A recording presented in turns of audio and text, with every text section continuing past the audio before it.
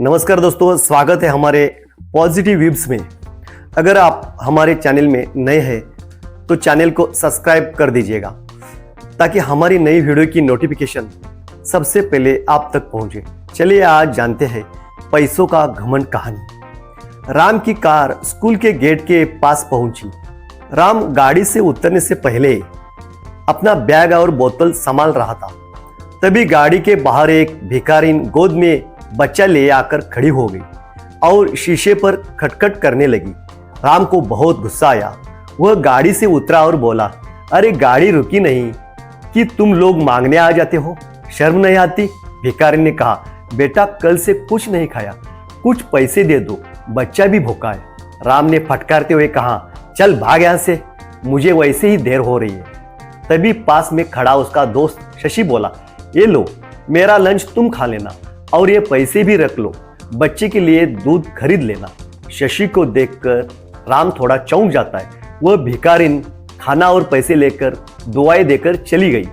राम ने कहा, यार तू क्यों इन लोगों को सर पर चढ़ा लेता है? तुझे पता भी है कल से रोज तेरे पीछे पड़ जाएगी। वैसे अब तू खाएगा क्या? खाना और पैसे तो तूने दे दिए। शशि बोला, हम जिस लायक है हमें औरों की मदद करनी चाहिए। आज का लंच तेरे टिफिन से ही खा लूंगा, क्यों नहीं खिलाएगा क्या? यह सुनकर राम जोर से हंस पड़ा। उसे देखकर शशि भी हंस पड़ा। फिर दोनों अपने क्लास की ओर बढ़ गए।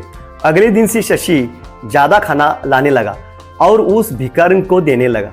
राम को यह बात बिल्कुल पसंद नहीं थी। एक दिन उसने शशि से फिर बात की, यार तुझे पैसा फालतू लगता है क्या जो इन लोगों पर लुटाता रहता है? शशि बोला, मेरे पास तो इतने पैसे नहीं है, लेकिन अच्छे काम के लिए कभी पीछे नहीं हटना चाहिए। मैंने अपनी माँ को सारी बात बताई। अब वो उसके लिए अलग से खाना बना देते हैं, साथ ही बच्चे के लिए भी कुछ ना कुछ भेज देते हैं। अब तो इनसे एक रिश्ता सा हो गया है। मेरी बात मान, एक बार तू भी किसी की मदद करके देख, तुझे कितना मजा आएगा। राम कहता है, मेरे पापा कहते हैं कि हमारी मेहनत का पैसा हम किसी पर क्यों लुटाए। मेरे परिवार में कोई भी दान वगैरह नहीं करता है, और अगर करता भी है तो टैक्स बचाने के लिए। शशि हंसकर जवाब देता है, ठीक है, अपनी अपनी सोच है, हम क्या कर सकते हैं। इस पर राम बोलता है, देख ये भिखारी ऐसे ही रह जाएंगे और तुझे भी लूट लूट कर भिखारी बना देंगे। मेरे पास तो पैसे की कभी कमी नहीं होगी, पर तेरा भविष्य मुझे खतरे में दिखाई दे रहा है। शशि कहता है, एक काम करते हैं, कॉलेज खत्म होने के बाद एक बार यहाँ मिलने आएंगे, फिर बताएंगे कौन कहाँ तक पहुंचा।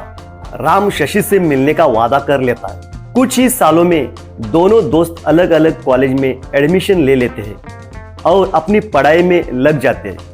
कॉलेज के बाद दोनों बिछड़ जाते हैं। एक दिन राम अपने स्कूल के सामने से गुजर रहा था, तभी उसने देखा कि स्कूल के पास एक छोटी सी दुकान है, बच्चों के खाने पीने का सामान बेचने की। उस पर एक छोटा सा लड़का और उसकी माँ बैठे थे।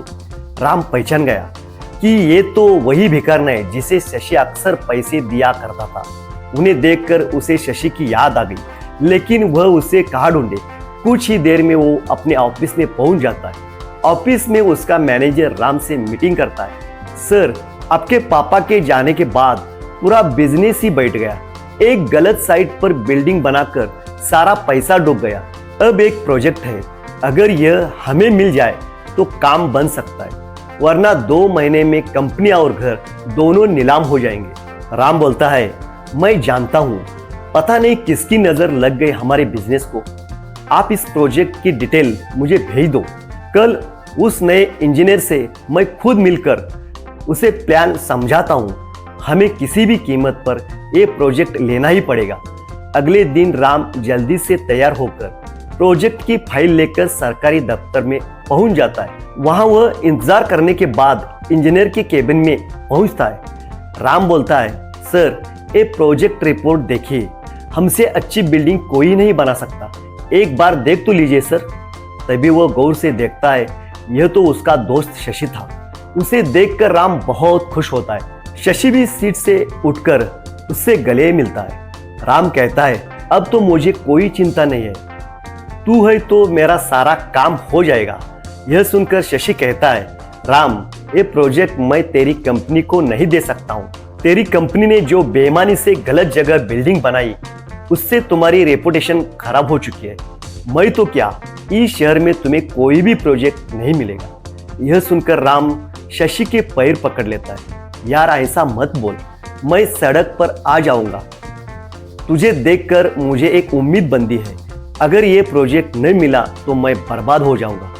शशि राम से कहता है, चल मेरे साथ। वह राम को लेकर उसी स्कूल के सामने पहुंच जाता है। वहां जाकर शशि कहता है, पहचानता है इस औरत को जिसे तूने कभी भीख नहीं दी, हमेशा फटकार देता था।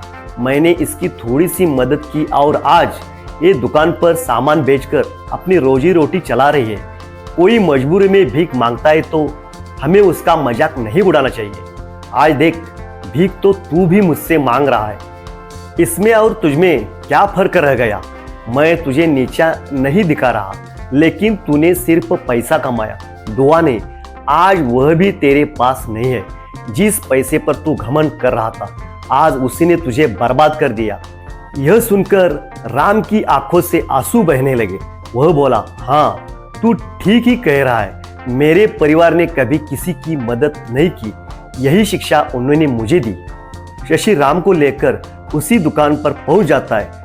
वह औरत उन्हें देखकर उनके पास आ जाती है। भैया आप आइए, बैठिए, मैं अभी आपके लिए कुछ लाती हूँ। शशि बोला, नहीं माँ जी, मैं तो बस आपसे मिलने आया था, कोई परेशानी तो नहीं है ना? वह औरत बोली, भैया आपके कारण हम भिखारी की जिल्लत से बाहर निकल आए। मेरा बेटा अब स्कूल जाता है, यही पास ही हमने एक कमरा किराए पर ले लिया। मैं अपने बेटे को पढ़ाकर आपके जैसा अफसर बनाना चाहती हूँ। पूरी जिंदगी भी लगी रहूं तो आपका एहसान नहीं चुका सकती। उनसे मिलकर राम को भी अच्छा लगा। वहां से कुछ दूर जाकर वह बोला, शशि अब मैं किसी से भीख नहीं मांगूंगा, नए दम से शुरुआत करूंगा, ईमानदारी से, और अपनी कमाई का कुछ हिस्सा दान जरूर करूंगा। शशि बोला, अगर तू सच्चाई और ईमानदारी से काम करे तो ये प्रोजेक्ट मैं तुझे दिलवा सकता हूँ। राम अपने दोस्त के गले लगाकर रोने लगता है। इन आंसुओं में उसका घमंड भी बह चुका था।